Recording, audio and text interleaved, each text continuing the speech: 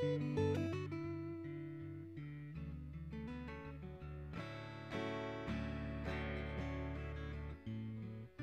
that we've been lower, but I can't remember when.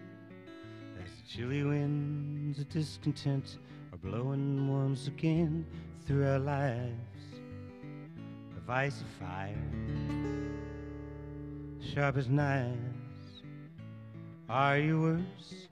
That I finally believe. But I need some of your time before you leave. Let me memorize you. Every tiny imperfection in that face I'll always love. Let me memorize you. Knowing it's the last time that I'll lay these eyes on you. Let me memorize you.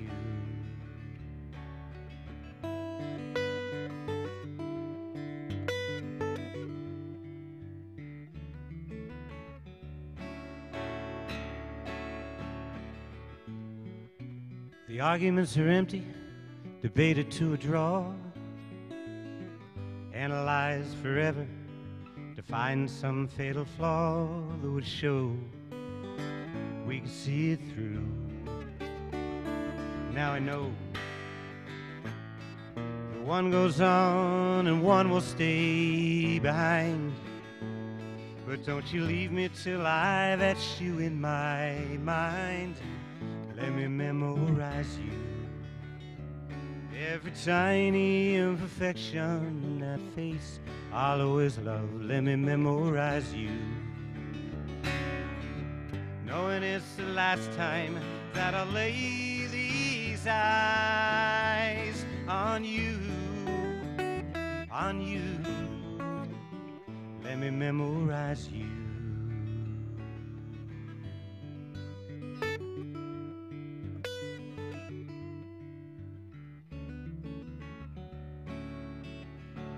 For all of my life,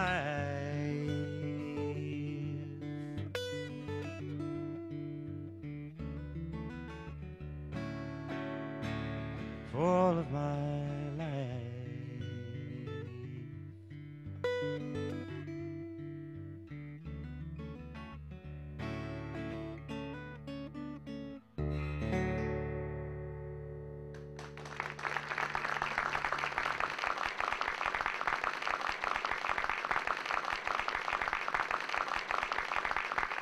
Welcome to Conversations, Lehman College's series of discussions with major theater and musical figures of our time. Our guest today, for the second of a two-part chat, is the celebrated film and television composer, Michael Bacon. Welcome back, Michael. Thanks, Will. Nice to be here again. What is the name of the song you just sang?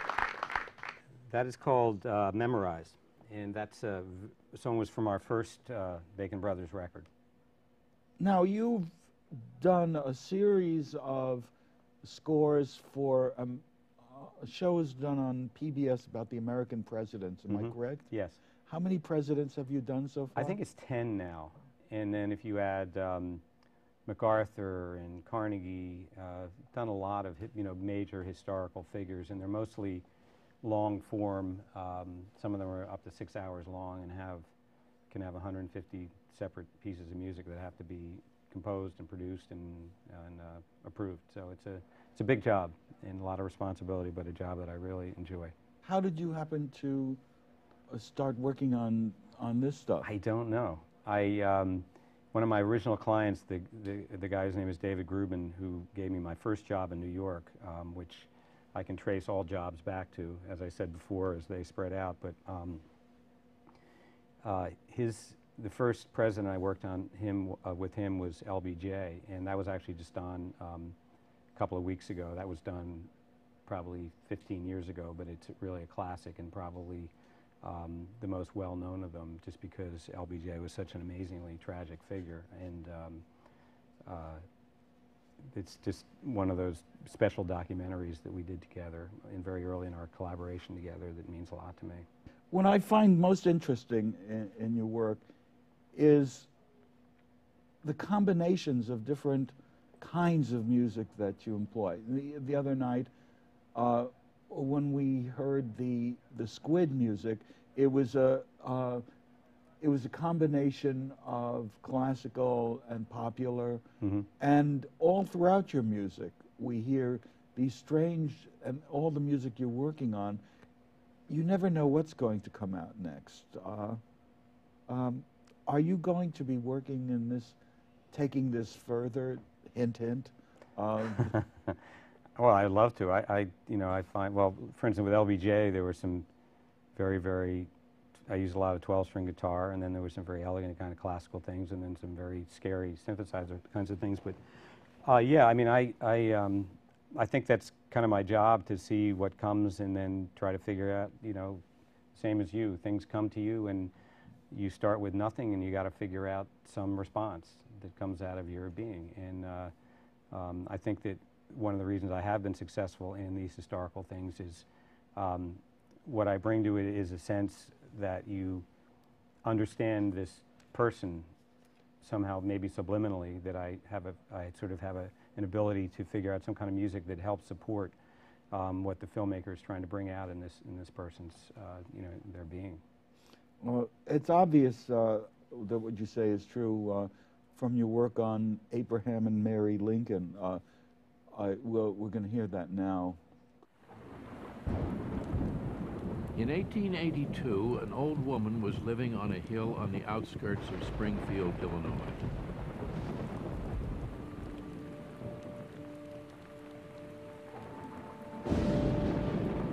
She kept her curtains drawn, never went outside,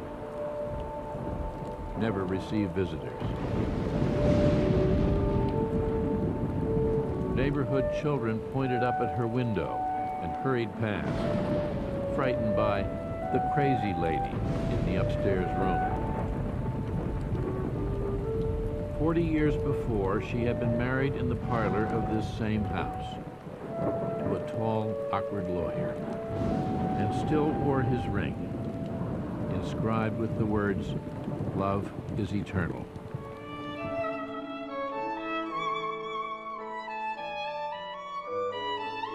Once, she had been the most eligible young woman in Springfield, the pampered daughter of Kentucky aristocrats. My wife was as handsome as when she was a girl, and I, a poor nobody then, fell in love with her. And what is more, I have never fallen out.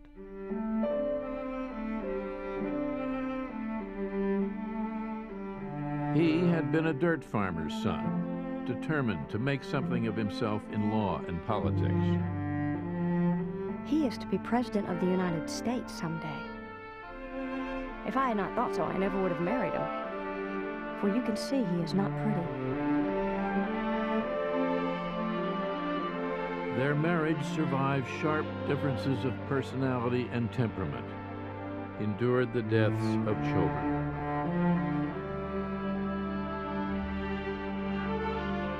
They reached the White House as partners. But the Civil War that tore the country apart divided them as well.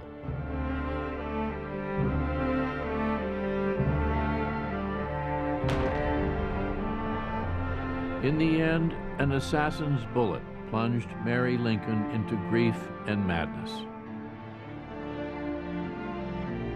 and made Abraham Lincoln, the obscure prairie politician who had pledged to love her forever, into a legend.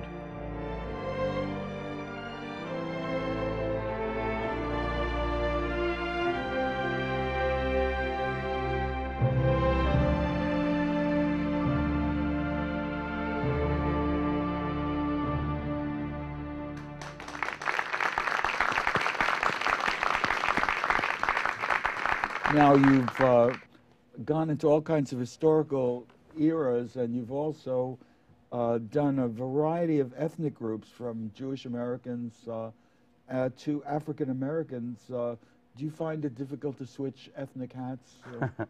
Well, people have asked me that, why I would be qualified to score either the Jewish Americans or African American lives. But I think that a lot of what one draws on as a composer doesn't necessarily, you don't have to be that. You can, as long as you've experienced it. And grow up in Philadelphia, which is, there are a lot of Jews in Philadelphia, there are a lot of blacks. I mean, when I went to high school, it was a total ethnic mix, completely. I mean, it was, I had friends of all colors and persuasions and sects and everything else. It was just, you know, that's the way it was. And I also was brought up on international folk music, which in the 50s and 60s was a very big part. That's what Pete Seeger did. He went around the world and found folk music from all over the world. And so when I am asked to do a show like that, I feel like it's in place. It's already there. I do a certain amount of research, you know, in terms of some technical aspects of it, but I feel that that any kind of music I'm asked to write is always going to be a part of me because of the, you know, I've been around a long time and I've heard a lot of music and studied, and it kind of lives in you, and it's there for the source when you need it.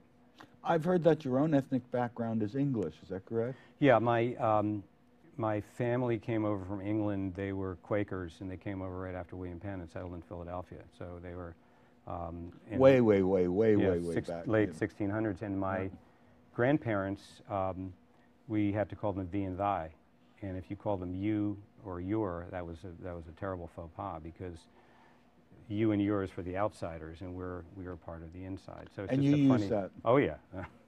So and my father was actually the first Democrat since when the family came over, and since there were Democrats and Republicans, and also was the first one to go in the military. So he didn't raise us as Quakers, but it was always very much a part of our upbringing. Your music does have it sounds to me Irish or English, has a kind of Irish or English lyricism at times. Are you going to be going through all the presidents, or is that the well, plan? the last one I did was Bush 41, and before that it was Ronald Reagan. So I have a feeling Bush 43 will be on the docket sometime soon, and if they ask me, I'd be happy to take it on. Chester Arthur and sure. Bring them all on. I'm ready. Teddy Roosevelt. Teddy Roosevelt, I did. You did Teddy Roosevelt. Did Teddy and FDR too. How do you find the right slant for, let's say, Teddy Roosevelt? What did you go for? Well, he was pretty easy, just because he was almost you know, a cartoon character of machismo and the Great West, and I don't think anybody ever accused Teddy of great subtlety, so I think the music in some ways was a little bit easier. It was triumphant and militaristic, and the themes. Did you find some folk music of the period or popular tunes? Well, not so much. Teddy, I really don't remember, but with FDR, my model was a thing called Palm Court music, which was the music that was played at the Plaza Hotel in the Palm Court room at the time, and it's somebody told me about it, and the band is piano, double bass, violin, cello, clarinet, and some combination like that. And it's they do like lots of Hans Lehar, and there's a specific kind of sound, and it's kind of semi-classical kinds of music. So for FDR, I really drew a lot on that for his themes, particularly when he was developing, because he was really kind of a social dandy when he first started. Nobody really thought anything was going to come of him at all. So that's one case where I really did a lot of research about Palm Court music and how it was orchestrated and what kinds of intervals and chord changes that they relied on. Do you find that some of your clients are easier to work for than others? I don't mean to ask you for any names, but well, it's definitely true that there are people who are hard, but it's not my job to think my clients are hard to work for. It's my job to figure out how to work with them. So as I said before, I've learned everything I know about film scoring from people who really don't know anything about music. So with a few exceptions, I will do things over as many times as I sort of guarantee that you're going to eventually like what I do, and for that reason it allows me to be really kind of spontaneous and not give it a lot of thought and put stuff out there, and if they don't like it, then I'll figure out a way to change it, or we'll use that for something else. So I want to give them an atmosphere where they feel like they can say anything to me, and they don't have to hold back, and I'm not going to go crying and running off and wringing my hands if they don't like something I like. That way we have a kind of a free, spontaneous relationship instead of one that's, based on, oh my God, am I going to hurt his No feelings? wonder you're such a busy man. It sounds like you really know what you're doing. Well, I love doing it. It's not a stretch for me to go there. And it's really a great way to make a living. Have you ever had the desire to direct a film or a television show?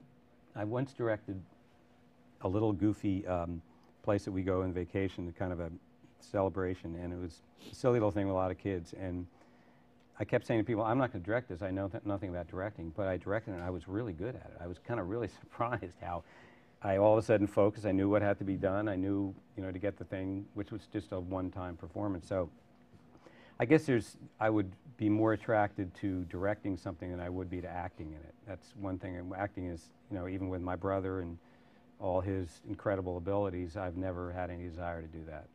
What would you do if you were to direct? What kind of project would you do? Well, the first thing I would do is we're working on a video for our new CD.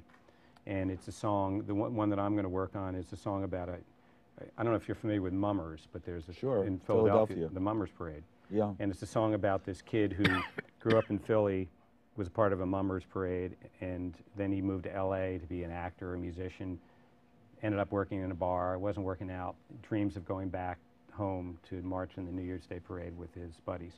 And it's a really great song, and I've done a storyboard, and I'm working on that now.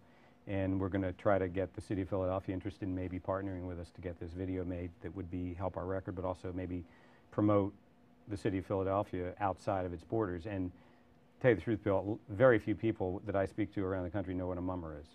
I mean, I would say 90% of the people outside of the Philadelphia area know what it is. So it would be fun to have that be our little cause and see if we could get something going there. I would love to show Boy Interrupted now, and I understand we are showing it for the first time. Anyone is going to see this Boy Interrupted television show about a bipolar depressive. Right. Why don't we roll that?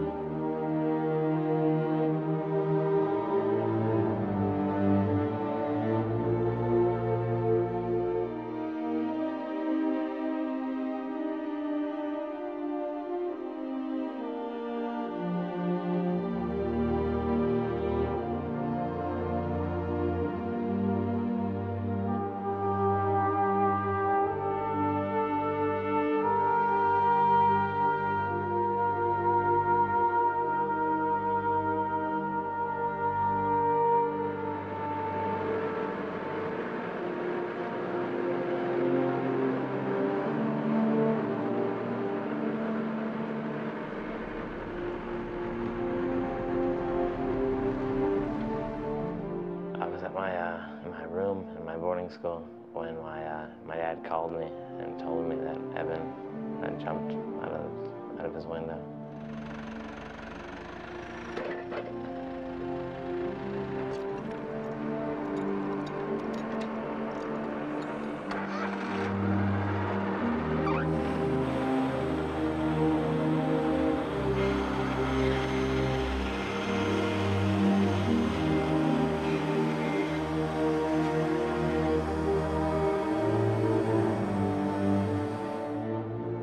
Sort of the third week of school, I think, that he chose to take his life.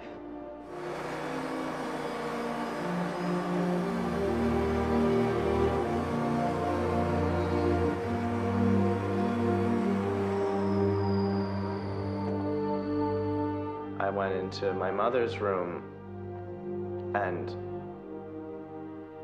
I realized the sentence that had to come out of my mouth. I had to communicate to them why I was coming in there and why I was reaching out for them. And, you know, I had to say, Evan's killed himself.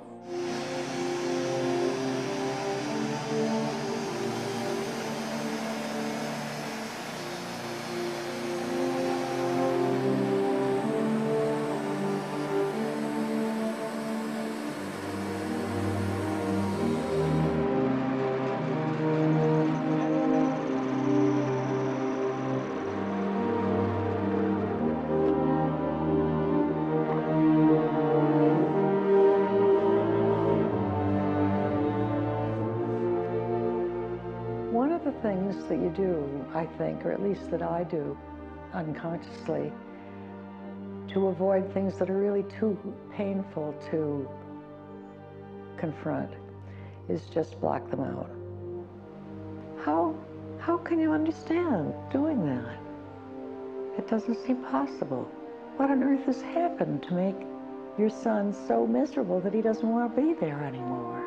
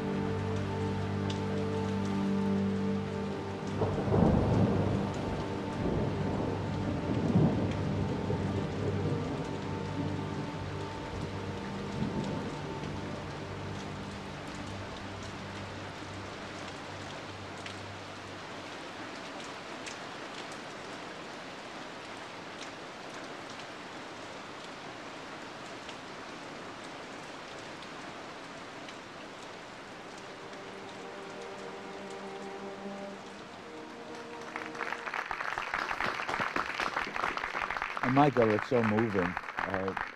When will that be shown? Well, it's an HBO show. I'm not sure exactly. A lot of times, films it's had a release in some few theaters, which qualifies it possibly for Sundance, and I think they're probably hoping that it'll get in Sundance first, and then it'll be shown on HBO after that. Very beautiful. How did you happen to become involved with it? The editor was actually one of those editors that was on the first film that I did many years ago, and he felt that I hadn't worked for HBO for a while, but he felt that I was the right person to do it, and met with the mother who directed and wrote the film, and we just kind of hit it off and did some demos, and it was a tough one just because I sort of had the responsibility of finding out the sound that it's not just her film, it's her child too. That's, you know, this was almost a cathartic thing for her to make this film. And the fact that they were filmmakers, right. They always had beautiful footage, and there's absolutely amazing footage of as you can see, of the family. But I loved the challenge of doing that, and you know, it took a little time to get it worked out, but eventually we sort of felt we found the kind of the voice of the tragedy, and just went with that. Well, what's in the works now? Now I'm doing a film about Daniel Burnham, who's the architect in Chicago who designed the Flatiron Building and the Flatiron Building in New York. In New York, right? Yes. Sorry. The train station in Washington. I can't think of the name of it. The big, and also the mall. After L'Enfant's plan redid it with Olmsted, and he did for the World's Fair in 1893 in Chicago, he did the White City, which was this amazing temporary agglomeration of all kinds of buildings, and it absolutely made Chicago into a world-class city, and it was a very difficult project. But he's really the first city planner, so it relates to my father somewhat too. I have a lot of understanding of city planners because my father was one, and he was one of the first ones. So pretty excited about that. Well, I haven't written any music for it yet, but we'll see what happens. I'm sad to say we have to stop here, but that's what they're telling me. Okay. This has been an outstanding conversation, and we're going to close it with you playing. And what are you going to play? I'm going to play a little song from, I guess it's on our third record. It's called It's a Rocky Road, and first verse is about a neighbor of mine near my house in Pennsylvania who was a true dirt farmer, and the woman had no teeth, but what she really cared about was her land. And then the second verse is about a guy I met in Anguilla. Couldn't be more different, but same thing. And the third verse is about me. So, thank you, Michael, and Thanks, our Bill. home and studio audiences for joining us today. And we hope to see you again soon for further conversations. Thank you, Michael. Thank you. Great.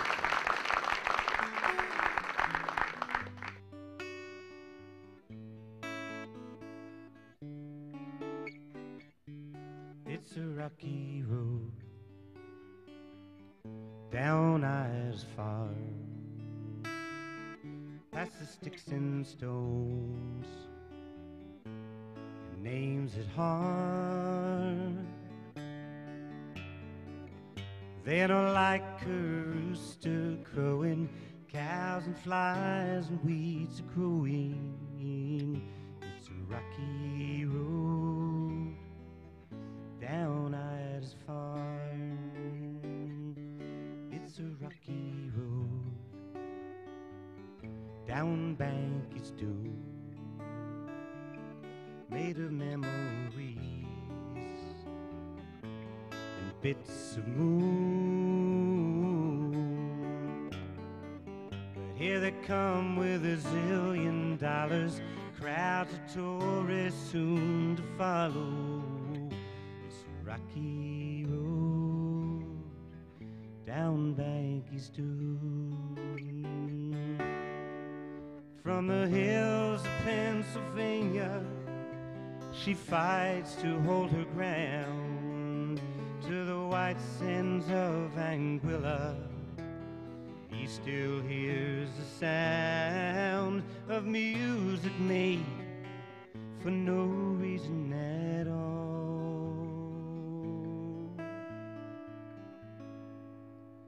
And it's a rocky road down 9th Avenue, past the sea of cars and fields of fumes. That old guitar is never played, full of songs never made. It's a rocky road down 9th Avenue. It's a rocky road.